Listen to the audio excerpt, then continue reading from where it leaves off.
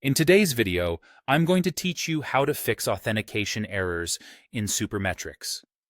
If you're seeing messages like authentication failed or unable to refresh your token when trying to pull data in Google Sheets, Looker Studio, Excel, Power BI, or another environment, don't worry. This is usually a sign that your connection token has expired or the permissions need to be confirmed again. I'll walk you through a clean reset so your data starts flowing again. First, head to the Supermetrics hub. This is your central place to manage connections across tools. Go to Data Sources, find the connector that's failing, like Google Analytics, Facebook ads, or any other source, and click Reconnect.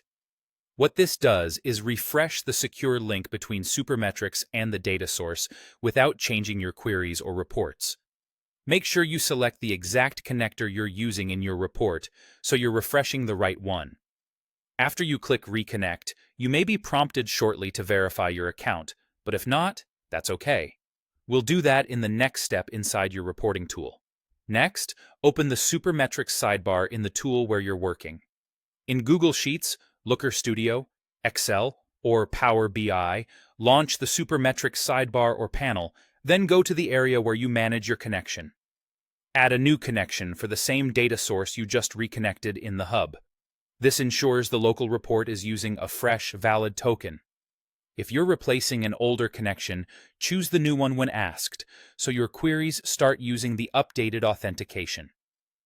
Keeping your connection list tidy can help you avoid confusion later. Now, follow the login prompts and confirm the permissions.